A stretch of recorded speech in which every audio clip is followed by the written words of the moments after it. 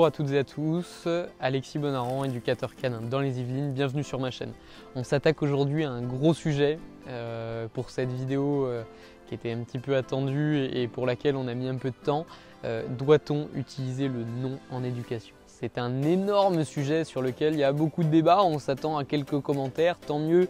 Le débat permet l'échange d'idées, permet de progresser et donc ça permettra d'opposer les arguments et puis aux gens de faire le choix de la méthode qui leur semble tout simplement la plus valable.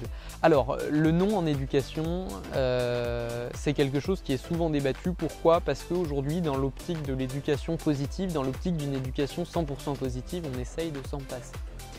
L'éducation positive, vous le savez, j'y suis extrêmement favorable. C'est un outil qui est extrêmement puissant et c'est une éducation qu'on va pouvoir solliciter à énormément de moments et qui produit des résultats très intéressants. C'est quelque chose de très puissant, l'éducation positive. Le conditionnement, c'est quelque chose de très puissant et qui nous permet de faire énormément de choses. Donc ça, c'est pas du tout quelque chose qui est à remettre en question. En revanche, le non, il est indispensable. Et toutes les personnes qui font de l'éducation et qui s'intéressent au fonctionnement du chien dans sa globalité et de façon objective le savent. Le non, il est indispensable à plusieurs endroits. Il permet de fixer les limites, de fixer un cadre et aussi d'apprendre au chien à gérer la frustration. L'éducation positive veut au maximum se passer des interdits. Ce que je peux comprendre de prime abord, c'est plutôt très attrayant. Par exemple, mon chien monte sur le canapé, je ne souhaite pas qu'il monte sur le canapé. C'est un exemple, je ne vous dis pas que votre chien ne doit pas monter sur le canapé, il peut tout à fait le faire, c'est pas problématique du tout. Mais imaginons, je veux pour des raisons d'hygiène que mon chien ne monte pas sur le canapé, eh bien un éducateur canin en éducation 100% positive va vous dire attention, vous ne devez pas dire non, auquel cas vous risquez de créer de la frustration, vous devez lui dire descends et lorsqu'il descend, vous le félicitez. Eh bien moi je vous dis non. Je dis non à cette méthode et je dis non également aux chiens qui montent sur le canapé. À partir du moment où vous voulez mettre en place des règles, des interdits, des limites, c'est important d'utiliser un interdit, une limite et de surtout pas vouloir retransformer un non en oui détourné. Pourquoi ? Quel est le principe de base de l'éducation positive ? Et ça, tous les éducateurs canins 100% en positif devraient le savoir et encore mieux que moi. Le principe d'éducation positive, c'est que je renforce les comportements que je récompense. Et donc si vous renforcez le fait de descendre du canapé, votre chien va logiquement de plus en plus descendre du canapé. Personne ne peut remettre ça en question, c'est la logique de base de l'éducation positive. Si on ne croit pas là-dedans, on ne croit pas en l'éducation positive et on ne croit pas en le système de conditionnement général qui fait toute la puissance de l'éducation positive. Et donc logiquement, je vais renforcer le fait de descendre. Si je renforce le fait de descendre, par conséquent, je renforce le fait de monter. Et donc j'aurai tendance à avoir un chien qui monte et qui me regarde en attendant l'ordre de descendre pour être récompensé. Quelle que soit la récompense, qu'elle soit verbale, qu'elle soit affective, qu'elle soit alimentaire, le comportement va se renforcer. Et puis, deuxième exemple, j'ai un chien qui aboie. J'ai un chien qui aboie et là on me dit attention, vous ne devez surtout pas lui dire non, vous allez le frustrer. Vous devez lui dire silence et dès lors qu'il arrête d'aboyer, vous le félicitez. Eh bien, exactement le même piège et ça ne loupe pas en général. Au bout de 3 jours, vous avez un chien qui aboie, qui vous regarde et qui attend sa récompense. Donc attention à ça. L'éducation positive est un excellent outil. C'est l'outil qu'on utilisera certainement le plus en éducation.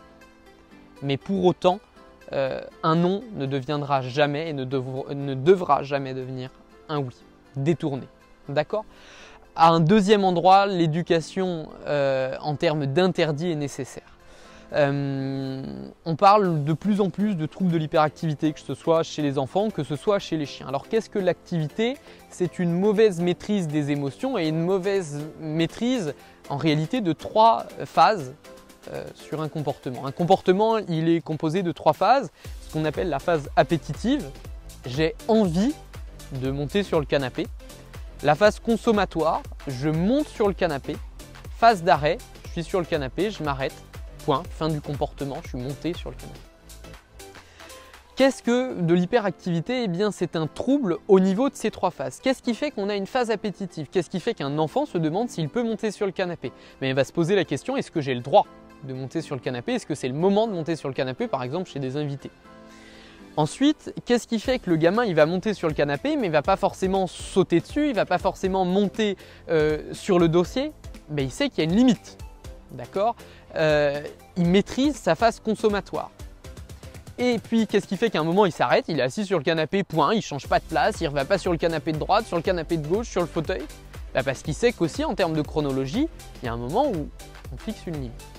Donc finalement, cet enfant, par exemple, si on prend à l'échelle d'un enfant, parce que ça nous parle plus, non pas que je fasse de l'anthropomorphisme à trop grande échelle, mais ça c'est une comparaison qui est parlante, eh bien le gamin qui va finalement se poser la question, je peux monter sur le canapé, ok, je reste calme, etc., va avoir ses phases totalement équilibrées. A l'inverse, un gamin qui va présenter un trouble de l'hyperactivité, ou HSHA, hypersensible, hyperactif, va avoir tendance à avoir une réduction de la phase appétitive, il ne va pas se poser la question de monter sur le canapé, une hypertrophie de la phase consommatoire, c'est-à-dire qu'il va monter sur le canapé de façon excessive, peut-être même monter sur le dossier, sauter sur le canapé, et puis une réduction, voire une absence de phase d'arrêt, c'est-à-dire qu'il va tout de suite passer, non pas d'ailleurs à une phase appétitive, mais à une phase consommatoire, donc un peu d'une bêtise à l'autre.